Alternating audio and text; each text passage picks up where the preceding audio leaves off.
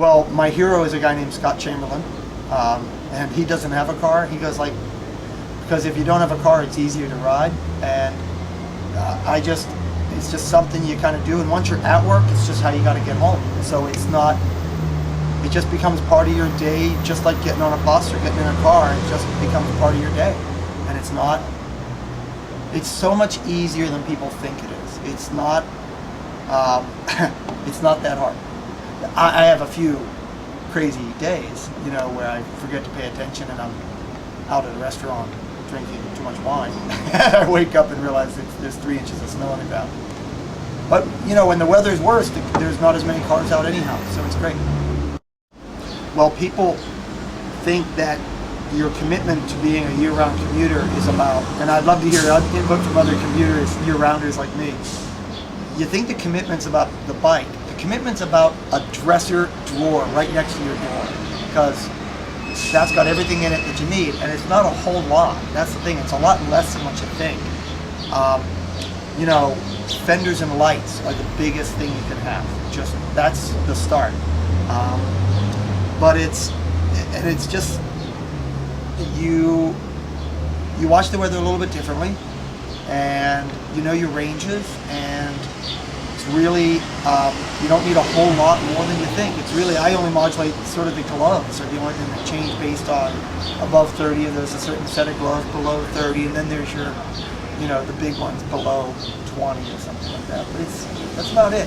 Headgear is the biggest mistake people make, and this is the number one mistake people make trying to ride in the winter, is they overdress, and they end up being colder, because when you overdress you get wet and then you get cold because you sweat. So it's really, the trick is to dress, and that's sort of a little trick. And then to have your bag so you can change, you can sort of swap out. There's an extra vest in there if you need it, or to pare down. It's always be changing, always zippers up, zippers down. But it's really not that hard. I mean, if you're really loving commuting in the summer, a couple of $100 will carry you right through the winter.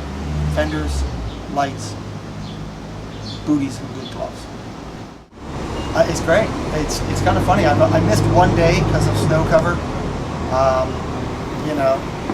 Just about every other time, regular tires, nothing unusual. People think it's really weird. It's not that hard as long as you take care of your extremities. It's fine.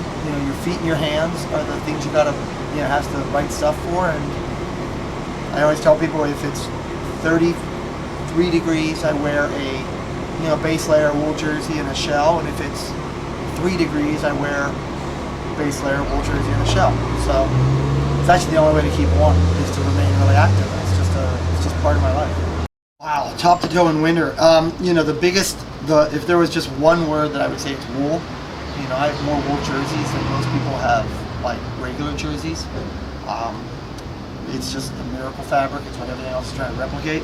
But there's some great base layers and a lot of good products you can get. That base layer stuff, the famous Norwegian line. There's no such thing as bad weather. There's only bad clothing. So Kraft is one of the famous ones. But there's great stuff by Mavic. There's great stuff by the company out of Boulder, Pearl, is really the ones that started to really introduce stuff back before anybody even thought about riding in the winter.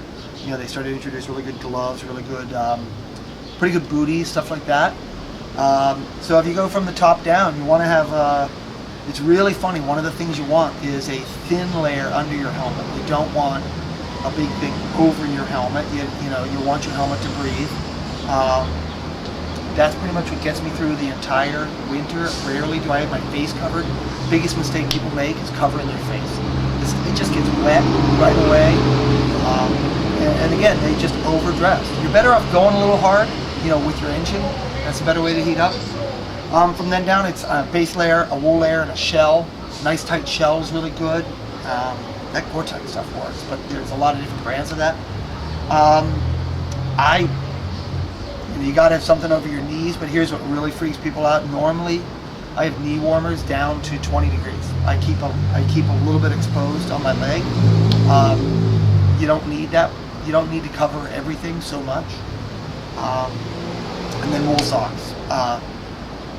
My favorites are the Defeat Blaze socks. They are I have yet to find anything better. Smart Wool does some really nice stuff for cross-country skiing that can apply. That's really cool.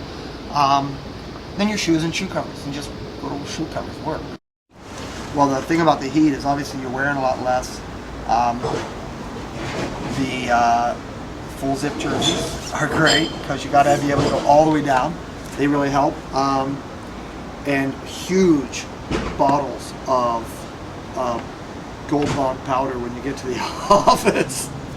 And you gotta learn how to let yourself cool down. That's really, it's, you know, there's not a whole lot of things to wear, but it is interesting to note that you know, probably the best thing you can buy is a lot of lights. That's the thing year round, and that you gotta have them. You gotta always have them with you. And those reflective straps are really cool. That stuff in the summer I find myself stuck without my lights a lot, and that's a mistake that I made. So I kind of keep them all the time. But also in the, you know, when I really think about the heat, it's you know, you're obviously going with less and less stuff on, and it's easier. But you'd be surprised in New England, especially, or anywhere, you know, in the north, you'll get stuck. All of a sudden, it'll drop to 50 degrees. And, you know, I live by the motto of I cover my knees anywhere below 70. Some people say it's 60 degrees. So, you know, be ready to dress warmer than you think you need to. So have a little vest in the bag to change, arm warmers. I love that crap, that modular crap that the European guys do. A pair of arm warmers, a pair of knee warmers, and a vest, a thin, light vest, will get you through that range from 30 up to 80 or 90, and you can just keep up or down. And that's New England. You're always adjusting. Yeah, rain. Fenders. Oh, I gotta say, you gotta have the hat. I mean, you gotta have the hat. You can't. It's so cool that hats are making a comeback.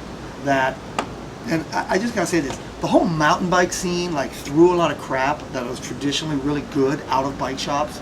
Like, everybody started going to visors on their helmets.